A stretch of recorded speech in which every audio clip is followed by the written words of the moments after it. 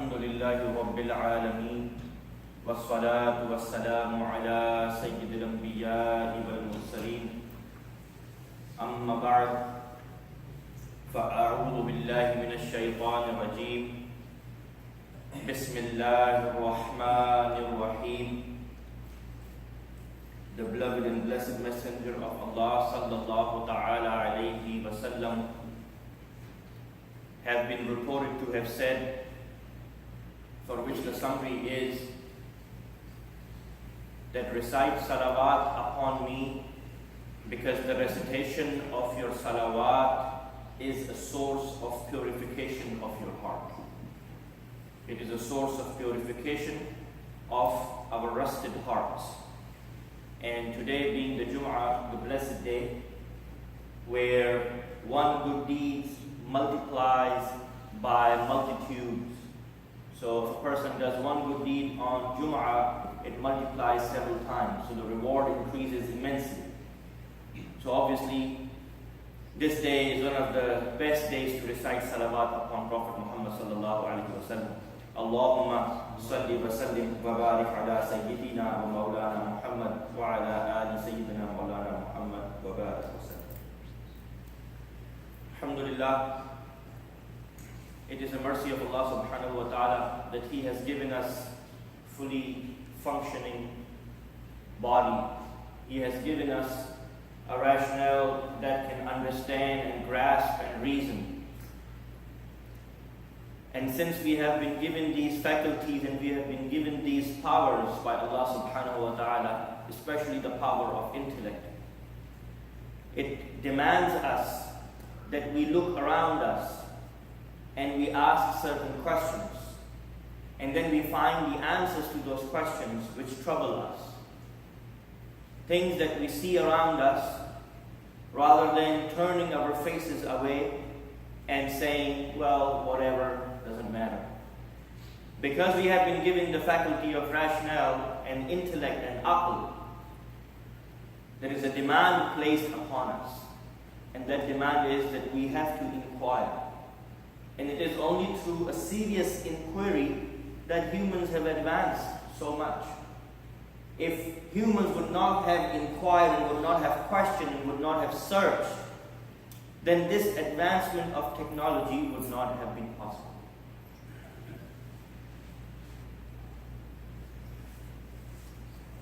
The topic for today is the ultimate selfie. The ultimate selfie. And for the older folks who don't know what a selfie is, once I make the gesture, you will know what a selfie is. You see young men and women, they hold their cameras in their hand in a distance, and then they make super cool faces, and then they click. That is what a selfie is. A selfie is a self-portrait, a picture that is taken by one's own self for his own self. So that is what this is a common term now. You know, send me a selfie, meaning send me a picture that your hand has taken, but pretend as if your own hand doesn't know that it's taking the picture.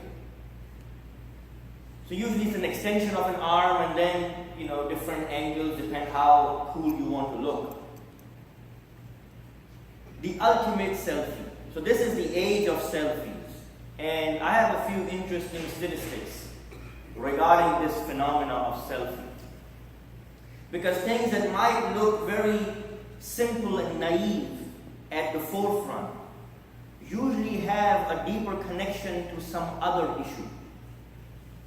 And lo and behold, that is very true for this phenomena of selfie. Just quick stats regarding some selfies. There was a study done, and out of all the people that were studied, 38% of people have took selfie of themselves. This is the amount of the numbers that we're talking about. 31% of people said that they modified their own picture to look a little bit more sharp. They modified their own picture before they uploaded it. So they take their picture and then they basically enhance it. So they look more cool than what they actually are, in easy terms. 33% of people who take the selfies, they share it on Facebook. 35 million selfies have been posted on Instagram. And this is an interesting one, because usually this is particularly for sisters.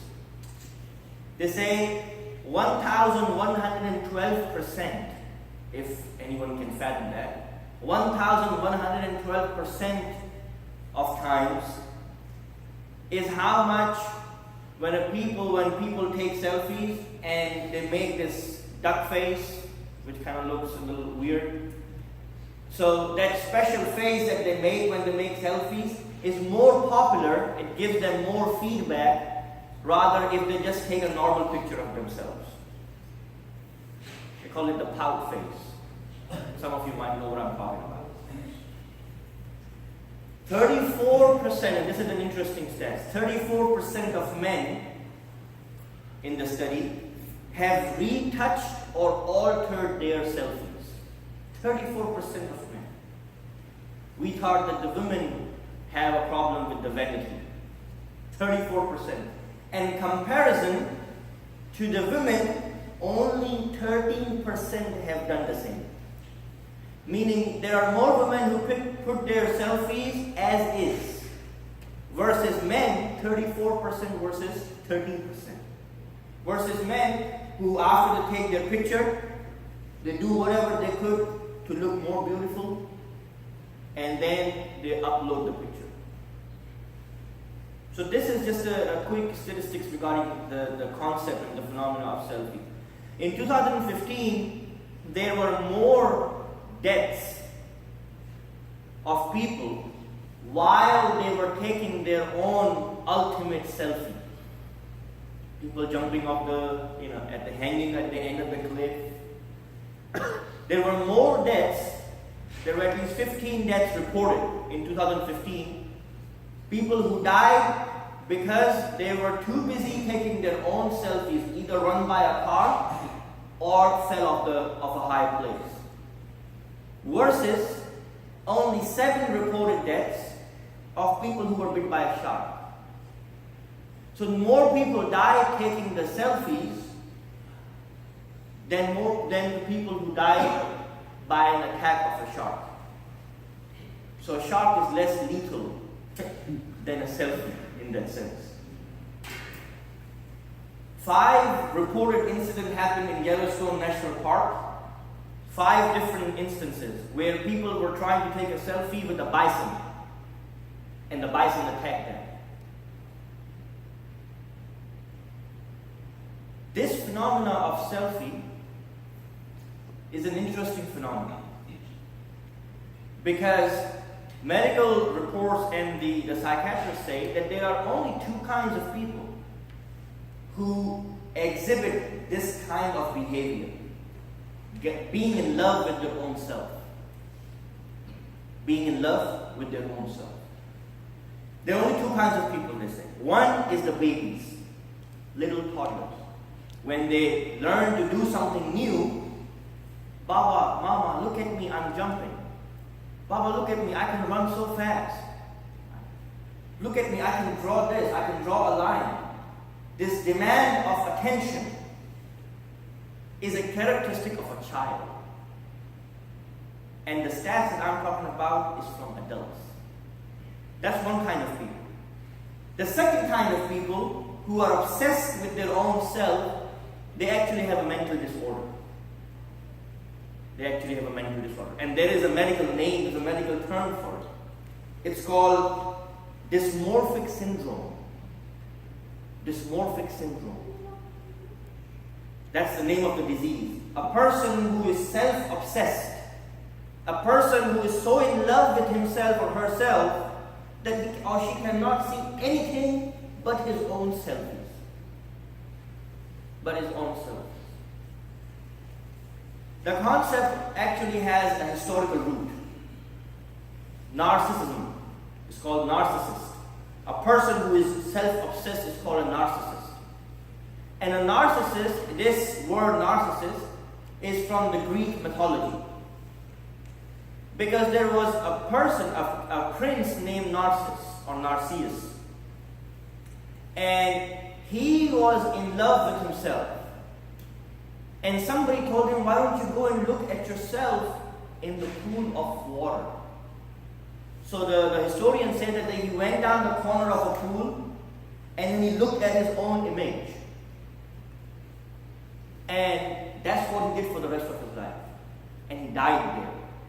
Looking at his own image, being in love with himself, and he died there. Because he just couldn't think of anything else but himself. So this narcissist people are people who are self-obsessed. It's all about me.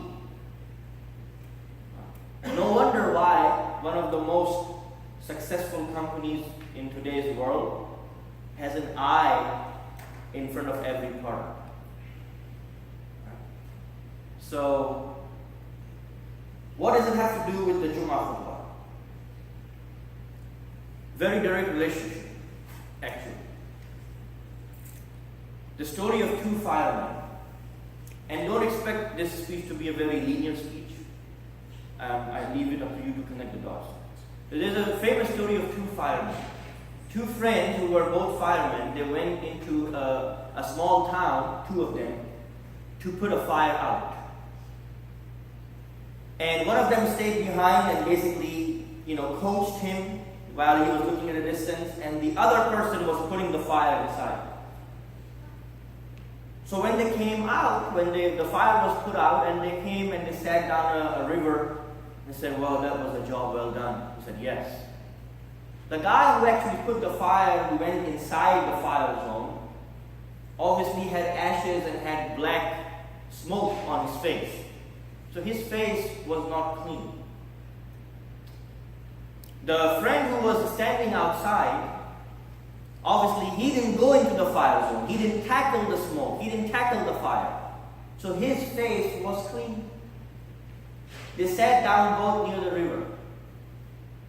Guess who would have washed his face? The person whose face was clean, or the person whose face was dirty? The answer is that the person whose face was clean, he washed his face. Why? Because when he's looking at his friend, he sees these marks, the dirt on his face. So he is thinking that maybe my face is like that as well. So he goes and washes his face. Whereas the person whose face was scuffed with marks and with dirt and with smoke, he's looking at the clean face of his friend and he's thinking, I'm as clean as he is. Whereas he's the one whose face is dirty. Our blessed Prophet Muhammad sallallahu alaihi wasallam mentions, قال رسول الله صلى الله عليه وسلم المؤمن مرآة المؤمن أو كما قال عليه الصلاة والسلام. A believer is a mirror to another believer, basically. So a believer is a mirror to another believer.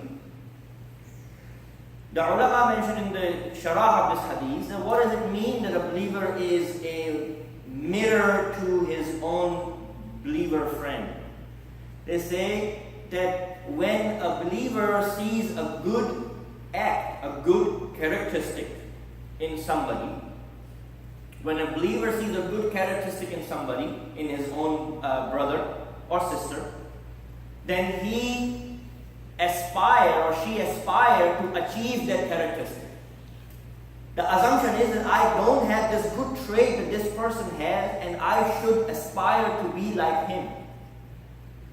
But when a person sees a bad quality, a bad characteristic in another believer, then the believer should think, this is exactly how I am.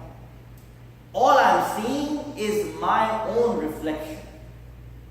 All I see is my own reflection. There is a proverb that says that we do not see things as they are. We do not see things as they are. Rather, we see things as we are. We see things as we are. If we are nasty, if we talk to people in a nasty way, and if we have a problem with everybody, right, then that's what we will see in other people. And that's where husnul zan comes in. Right? Good opinion. How do we make good opinion? Sometimes it's so difficult to make good opinion of others because we, inside of us, we are sick. We ourselves are sick. So all we see is sickness around us. All we see is negativity in people. This has this problem, this is a good brother, but this has this problem. He is a very good brother, I love him, but sometimes he does that. And we are telling everyone but that person. We're telling everyone but that person. So a believer is a reflection of his own self. When he sees a brother, it's a reflection of his own self. There's this idea of ultimate selfie. In Islam, we are supposed to take regular selfies. In Islam, we are supposed to take regular selfies of ourselves. But those selfies are not this narcissist type selfies that you take and you upload, take and upload, click and upload. Those selfies that we are supposed to be taking is the reflection of muhasabah and tafakkur and tadabbur. The muhasabah is our reflection. The muhasabah is our selfie. And that is the selfie, that is the ultimate selfie that we are ordered to take every single day of our life. Prophet Muhammad sallallahu alaihi wasallam, it is reported in Ayyuh al-Balad by Imam Ghazali as a hadith, but majority of people, they say that this is a qawl of Umar radiallahu ta'ala anhu. So we don't know. It is something that has been narrated. Whether it's a hadith or not, that's debatable. But it's something that the words hold true to its meaning. They say, "Hasibu anfusakum qabla an tuhasabu." Account for yourself before you are accounted for, meaning on the day of judgment. Wazinu a'malakum qabla an tuzanu. And weigh your deeds before your deeds are being weighed on the grand scale. Take accountability of yourself. Take a selfie every now and then, a spiritual selfie, and see what comes up. And then we have to decide, is it worth uploading to people?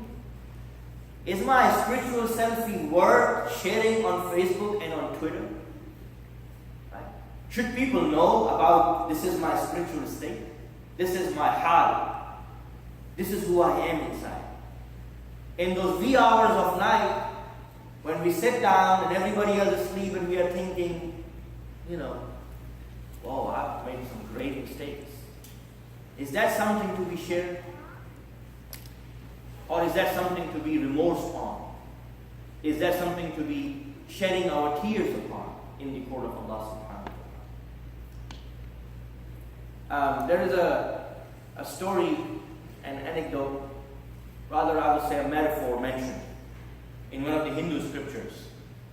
And it's a beautiful metaphor, beautiful. Say that each one of us is like two birds sitting on a branch of a tree. Each one of us is like two birds sitting on a branch of a tree. One bird is pecking at the fruit. One bird is pecking at the fruit, dealing with life. We don't know if the fruit is going to be sweet, if it's going to be bitter, are we going to like it, are we not going to like it? We don't know what the next day holds for us. So each one of us is like two birds sitting on a branch of a tree. One bird is pecking on the fruit, waiting to get something out of it. While we, the other bird as well, is sitting at a distance and just observing this bird pecking on the tree. So we are those two birds. One bird is pecking on the tree and busy with life, but at the same time, we are the other bird as well who has to stand at a distance and look at our actions and our whatever we say during the days and the nights that we spend, and see how we are dealing with life. What is our action? This is muhasabah. To take a selfie and then turn the mirror and say, whoa, this is who I am in reality, versus what my profile says. Versus what my profile says. Versus how many likes I have on Facebook and Twitter and all these gizmos. So, حاسبوا أنفسكم قبل أن تحاسبوا. وزنوا أعمالكم قبل أن توزنوا. That we have to take account before we are accounted for. And regarding the story of the two firemen, you know, there's a saying by one of the mystics. He says that the person who knows is the servant of the one who doesn't know. So if you know something, right, which this other brother is not able to understand, you know that this is a bad trait, this is a bad quality that this person is exhibiting. But the person who is doing it is unaware. Right? So the person who knows is the servant of the one who doesn't know. So it is part of our duty to let this man know in a right way, in a good way. And regarding this whole narcissist idea of me, myself, and I, meaning the world is this is my world, me, myself, and I. It's all about me, it's all about what I own, it's all about what I do. People should know where I have been, people should know which holiday I was on, which beach I touched. Right? Because now people put this foot selfie as well. You take a picture of your foot with the beach or something and then you post it. I mean, there's just absolutely no stop to this madness of how much fascinated I am with my own self and how much praise I want for my own self. Right? Putting a post on Facebook is not enough anymore. Now we have to say, did you check my post? Right? Did you like it? Why did you like my post? And there was actually, just based on Facebook, there was a very famous divorce that took place. Because the husband did not like the comment of the wife on Facebook. I'm not making this up, you can go and search in the legal history. I think it was last year or the year before. A divorce that took place that came to the court because the husband didn't like the comment that the wife made on the Facebook. If this is not a mental disorder, right? Either we are childish in our brains, there can be two things.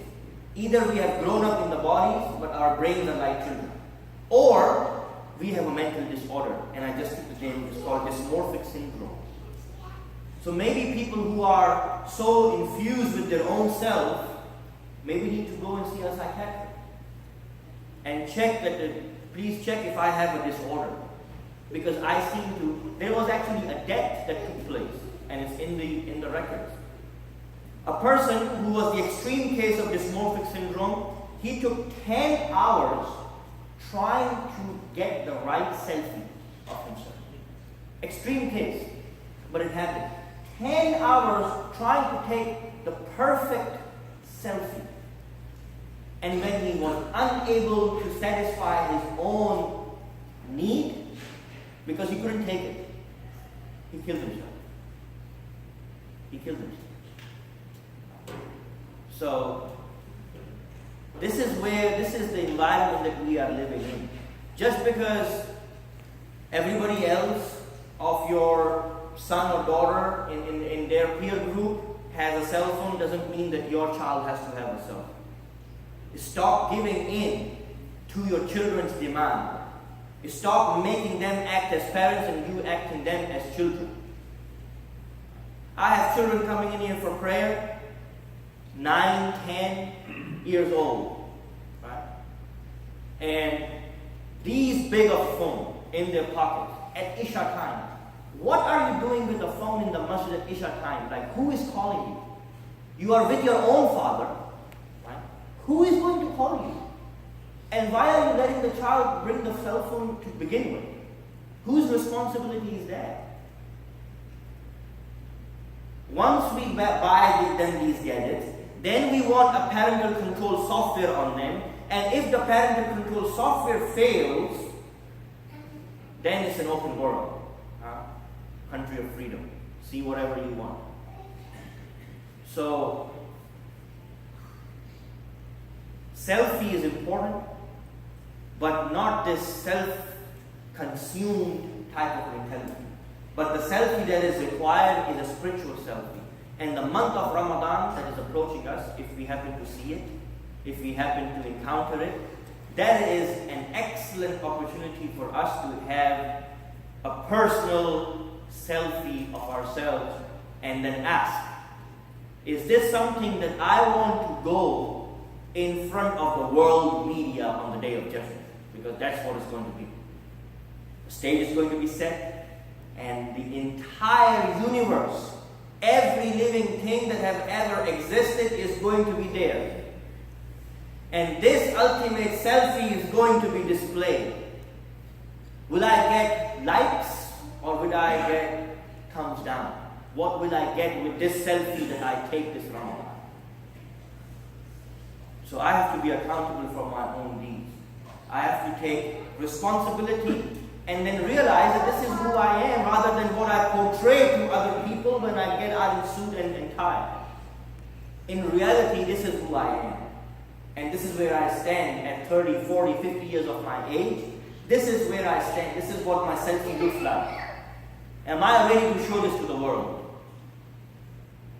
May Allah subhanahu wa ta'ala give us the tawfiq to do our own muhasabah and to be honest and true to our own self for our own sake. Because we can fool everyone that we want. Right? Some people can speak eloquently, some people can give daleels and hadiths and Quran. We can shut people up pretty easily. We have become very good at it. Very good at winning arguments. But at the end of the day, who are we fooling around with? Right? Who are we fooling around with? Probably with our own selves. Because in the heart, inside, we know things that we stand for and things that we portray to stand for. May Allah subhanahu wa ta'ala give us the tawfiq to realize that we don't have much time. And if we happen to see the month of Ramadan, this is a perfect time to get the ultimate selfie of ourselves and fix it. Fix it like we fix our other pictures with lighting and other backgrounds. Let's fix our own spiritual selfie. May Allah subhanahu wa ta'ala forgive any mistake that has occurred. All the benefit is due to the mercy of Allah and the blessings of my teacher and my parents. Amin.